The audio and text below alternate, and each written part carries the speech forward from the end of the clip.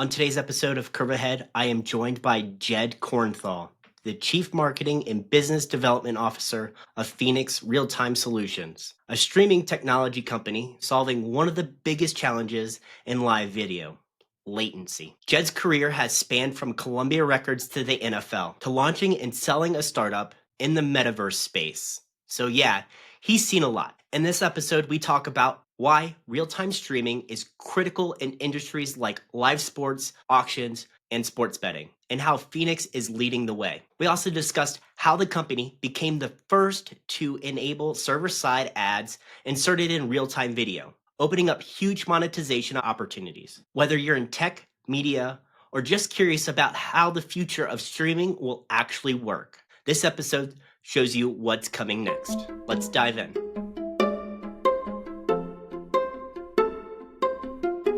Jed, welcome to the podcast. Do you mind introducing yourself? Not at all. Good to meet you, Brian. My name is Jed Corenthal. I am currently the Chief Marketing and Business Development Officer at Phenix Real-Time Solutions. Phenix is a back-end streaming video technology solution. We work with content rights holders, broadcasters on alleviating many of the issues plaguing the streaming industry, like latency or delay, the drift between the screens, meaning people are watching it at different times. So it's a pretty exciting space. Streaming has grown quite a bit over the past few years. So we feel we're pretty well positioned. Tell me about your background that led you to Phenix. I know that you've worked with a lot of huge organizations. Can you kind of tell that career progression that led you to where you are now? It's been a bit of a wacky journey, but yes, I've had kind of a split or sort of two phases to my career. I would call more on the corporate side, where I worked in the music industry for a long time at Sony, specifically Columbia Records. I'm a musician by trade, so that's kind of how I got into that a little bit. So I worked there for about 11 years. And then from there, I went to the NFL, where I ran integrated marketing for just about 4 years. And then I kind of left the corporate side to move into the entrepreneurial world, where I started a couple of companies, sold one. And I've always kind of been a little ahead of some of the trends, kind of been able to identify certain trends ahead of the market. I was in mobile marketing quite a bit early. You know, what is referred today as metaverse is really just virtual worlds. But my company that I had started and sold, a company called MIMO, we were heavily involved in that space for a number of years. And I've been in the OTT streaming space for about 10 years now. And with Phenix, we do a lot of work in the sports betting space, which is kind of a relatively newer vertical as well, because of the legalization of sports betting in states around the country. So yeah, I've kind of taken this split, this two-sided monster that I have become. Tell me about the progression from being like a musician, finding yourself working at Columbia Records, to now, you know, I think you said you're the chief marketing officer. So like, how does that like happen for someone like yourself? I've always been a sales and marketing person wherever, whatever company I've been at, whether it be the larger companies like Sony and the NFL, or smaller ones, startups. I've always kind of ran the sales and marketing sides of the business or businesses. So that's not new to me. I've been doing this for a long time, so I have a lot of contacts in the industry. So initially with Phenix, I was brought on mostly to do more of the sales and business development, because we were a new startup and marketing wasn't quite as important yet. As we started to get a little bit more firmly established, wore a marketing hat a little bit more often. But yeah, that's always been my career. My career experience has been, generating revenue, generating leads from marketing, using various distribution channels from a marketing perspective, both direct to consumer and trade. So yeah, I would say my experience has kind of led me to this role, if you will. So I have like similar things in my background, right? I worked with as a service provider with the NFL for almost 2 years. I helped them change out their MMS and SMS provider, which was a big undertaking. I'm sure had another provider, and then we did the migration, but they wanted it done before the Super Bowl. So like we were lucky enough to actually be able to test at the Pro Bowl. So like we got done like a week early. Right. But like that's not the best thing, right? Like, this is your biggest event of the year. I would It not better be right. suggest that you make any major changes to your marketing or distribution right before that happens. Yeah, it's pretty gutsy. Yeah, when I was there, I wouldn't say risk takers to the, in a big way, but I will say over the years, they've become a little bit more managed in how they look at new opportunities and new technologies, and have become more adept at integrating new technologies. And I think it's helped them, it's served them quite well. I would agree. When I was working with the team, they seemed pretty progressive with like what they wanted to do, the vision for the actual league, and how Yeah. they wanted to integrate new tools and technologies into the league to draw a younger audience. I think that that's one of their things right now, is to try to create a bridge between a more legacy audience to more of this Gen Z, Gen Alpha, and continue to target them to build lifetime fans outside of their parents' fandom. I'd go as far as to say is, all the sports properties these days are trying to get a little younger and trying to figure out, how they can attract a younger audience, knowing that attention spans are falling by the wayside. It's interesting, for us, we get certain times when we have a meeting, we get asked the question, well, why is real time streaming so important? What's the big what's the big deal if I'm, seconds delayed or 20 seconds delayed? And, maybe 10 years ago, when watching television was a predominantly a lean back experience, maybe it wasn't as essential. But today, if you look at all the research, it shows that something like 90% of the people that watch sports are engaged on two, if not three screens simultaneously. So the user experience is changed. So if you and I are watching a game and we're also texting, or we're checking our fantasy stats or whatnot, we're hearing about things from our friends before we see them, or we see updates from push notifications before we see them. So it's become a lot more to be on the same playing field. And then if you introduce betting into it, well, then now you're talking about a financial implication. So we believe that, the real time nature of watching streaming content has become a lot more important and critical. And we're starting to see that from more broadcasters, more of the sports properties, understanding that reducing latency is becoming a bigger priority for them. I would say that I'm a little bit of an anomaly in the fact that I'm a Formula One fan, so a lot of things happen outside of US hours. That's right. So obviously I'm recording all the sessions and I'm watching them, but like I'm watching them on my own time. Like Right. That's a last little different. weekend, Right. right? Last weekend they were in China, Yes. and so it was broadcasting like late in my night, but I wasn't going to stand up or stay up to watch that. So I just recorded it and watched it in the morning. So I would say that that's a little bit different, Totally. Definitely but less of an issue. If you're, sure. with any sort of recorded content or video on demand or anything along those lines, you're right. The latency issue becomes much less critical. It's, which is why we deal primarily in live. It's either live music, live sports, anything live auctions. We do a lot of work in the auction space. So yeah, anything that has to happen, right here, right now, where time is of the essence. Yeah, and I would agree that latency needs to be minimized when you're talking about anything, especially when there's a financial implication. If you're talking about I'm bidding on a 356 Porsche, right? If my bid is delayed and I miss my window, now I'm behind and I don't know where I am in the bid scheme. No, you're 100% right. In fact, we actually work with a client called Cox Automotive, or Mannheim Automotive, which is part of Cox Enterprises, excuse me. And they are the largest auto auction company, I think, in the world. They do something like Yep. $500 million of revenue. And just what you're saying, they have lanes in these different centers, and cars will come up and people will be there in person, but people will also be, on their mobile device and wanting to bid for that car. And to your point, if I'm in person and you're on the mobile and you're 5 seconds behind me or 10 seconds behind me, you're going to lose out.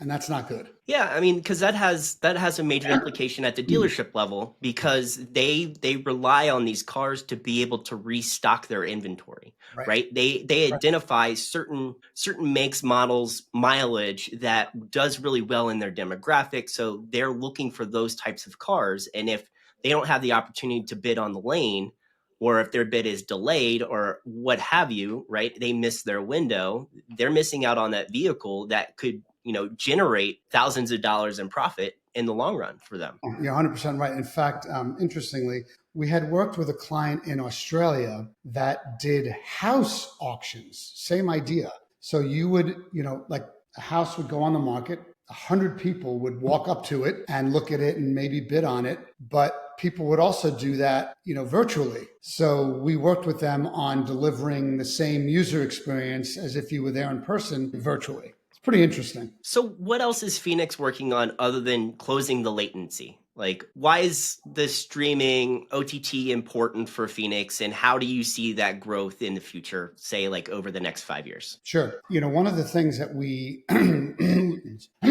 excuse me, pardon me, we had a number of conversations with some of the big broadcasters, and a lot of them said to us that, having real time is great, but how do I make money? So, their business model is advertising. So we took it upon ourselves that we had to figure out how to insert ads into our streams. And inserting ads when you have a 30-second delay or a 60-second delay is very easy. But when you have a delay of 400 or 500 milliseconds, similar to what we have on this video chat, it's very difficult. It's a big challenge. And it took our engineering team, a couple of years to figure it out. But we are now the only company in the real-time streaming space that has enabled server-side ad insertion in real time. So we can show content and insert ads so companies can make money. And the other thing that we do, which is really interesting that we're excited about, is something we call multi-view, which gives fans the ability to watch a game from multiple different camera angles. So if you're watching, the Indianapolis 500 as an example, or a Formula One race, even better example, where the track is kind of spread out and you don't really get a chance to see the whole track, being able to watch on your phone or on your laptop or wherever, different angles of the track or different drivers, if you want to focus on that, is very exciting. And that's that's been a very interesting business for us. So talk about the ads into streaming. So what sort of ads are we talking? Are we just talking like a bottom banner ad? Are we talking something that's like Oh, no, we're talking actually about 10, 15-second video ads, regular ad like you'd see on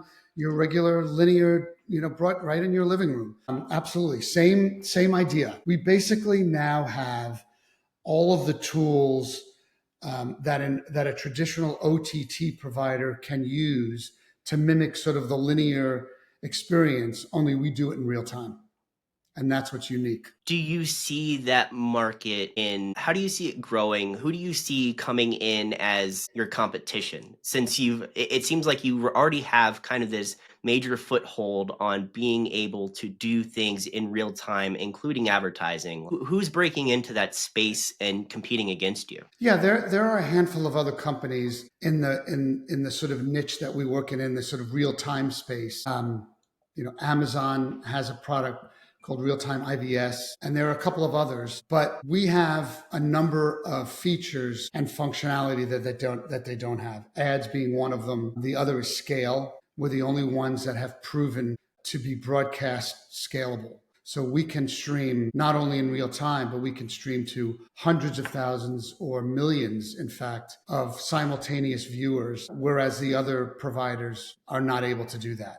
At least not yet. We're not blind to the fact that, we'll be the only ones forever. I mean, Coke and Pepsi have lived together for 100 years. So we welcome the competition. It's not a bad thing. But right now, we're the only ones who we can scale, the only ones who can insert ads. So we've got sort of I guess I'd call it a window of opportunity before everybody else picks up on that. Do you think that you're poised for acquisition because you're offering something that, say, Amazon hasn't yet gotten a hold of being able to do it yet? I certainly think that that's a possibility. Sure. I mean, we've had some conversations with certain companies that have had, kind of an M&A and interest in us. So yeah, I think that is certainly down the line at some point. I mean, while you can think about that, you can't really think about it. You just have to sort of run your business, and if you do it right, the chips fall where they may. But I do think that there's a unique possibility that will occur over the next 12 to 24 months. Tell me about your experience. I know that I'm going way off script. Tell me about your experience. Like you said that you had started a company that was acquired. Tell me about that experience from your perspective. Sure.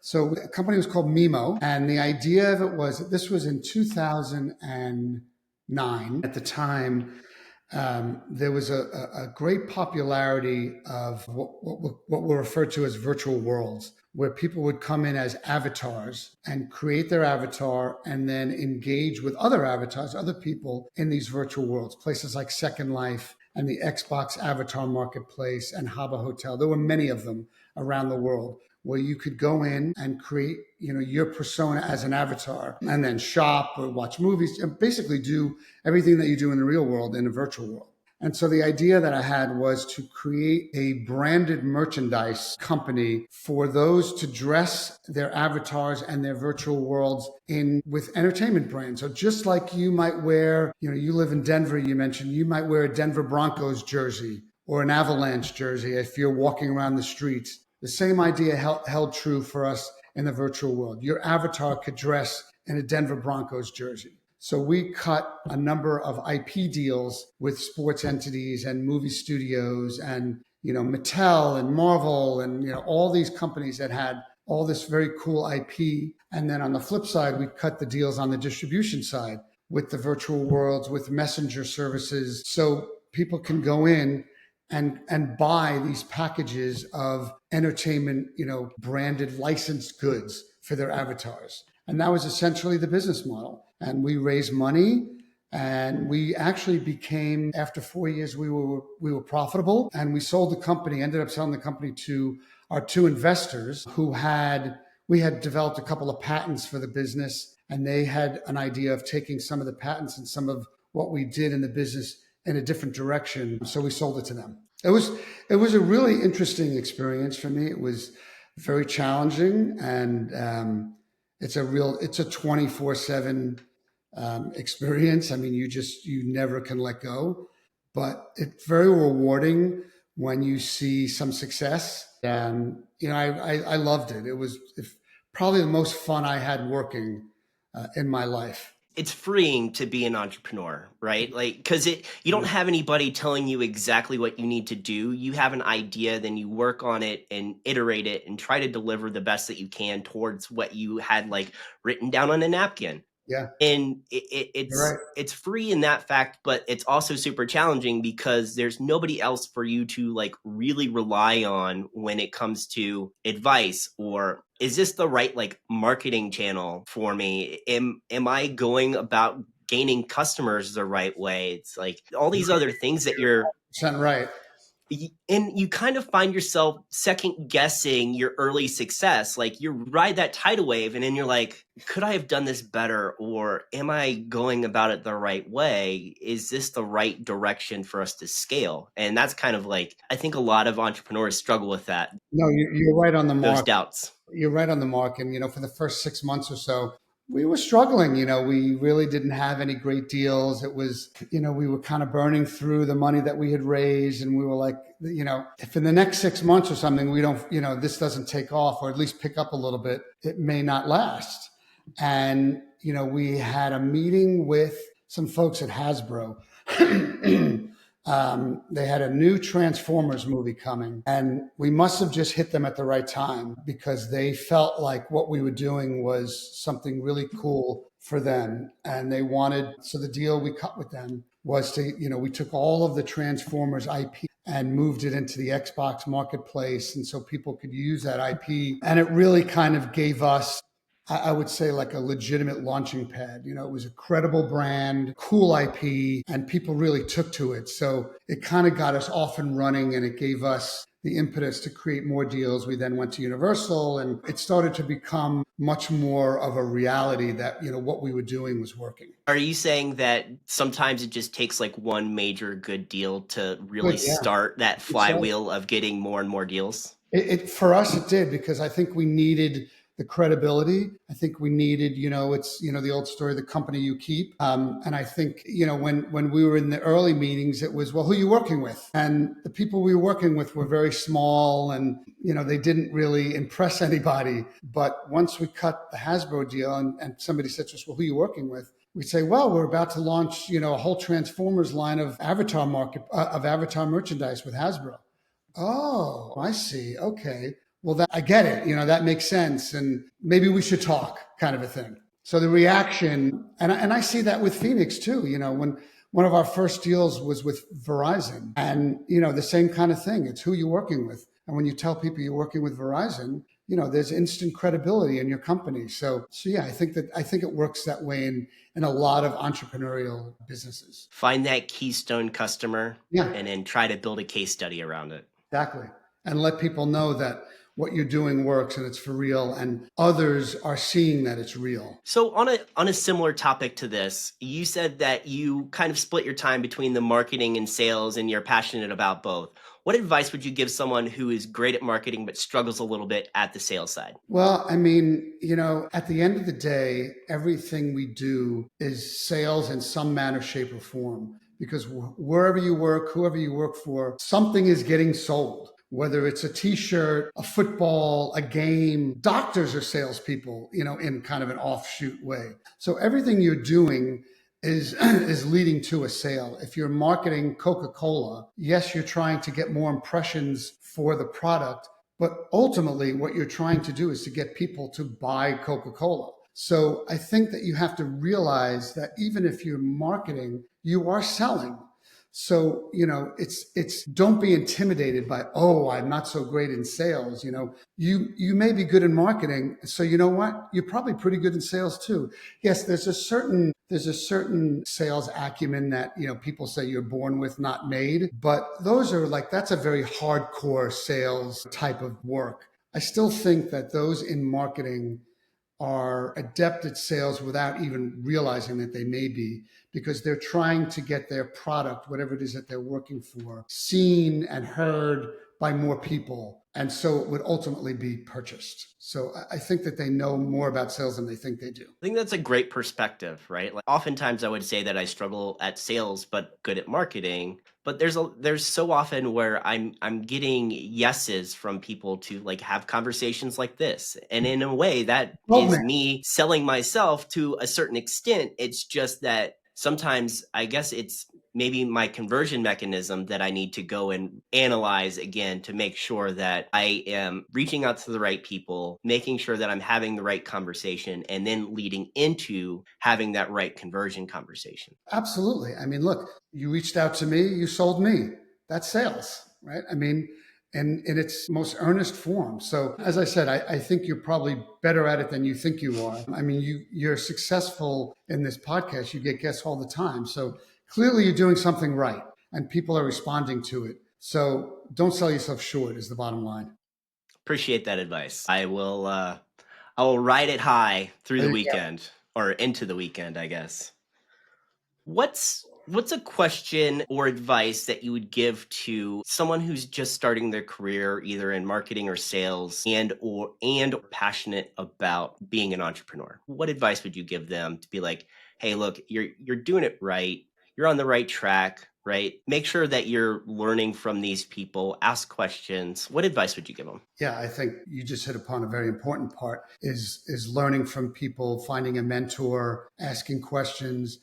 I believe that information is power, and the more you can accumulate, the better off you are. Do your research on whatever industry that you're starting a business in. Learn your competition, learn what they're doing well, what they're not doing well, learn their marketing, how are they marketing themselves, who are they selling to, what's their audience. I think that the more you can understand about the industry that you're playing in, the more prepared you are about your own product or industry that you're trying to build. I think too many people talk too much and don't listen enough, and I think it's really important to talk to people and listen to what they have to say and understand what they're saying, and take their advice, and do with it, obviously take it to some extent with a grain of salt, because you have to decipher it on your own and you have to use it the way you're comfortable, but getting advice and opinions and information from others, from peers, from mentors, I think is really critical as you start to build a business, because you'll just be that much more prepared. The fewer Yeah, surprises, the better. the what? The fewer surprises, the better. 100%. I started having conversations with other agency owners and then realized that what I was talking about could actually be turned into a podcast. So that's how I found my way into starting the podcast. It was just from reaching out to other people, trying to have them provide me some of the lessons learned so Right. I didn't fall into their same ruts, or so Right. I didn't have to learn the lesson the hard way. And I was like, there's so many great stories and lessons learned that I'm having as part of these outreaches and the conversations, that why shouldn't I turn this into something that's just bigger than me having a conversation with someone one on one? Yeah, I mean, I couldn't agree more. I mean, you saw what's out there, you saw an opportunity, you had confidence in yourself and your skills. You felt confident that you could do it.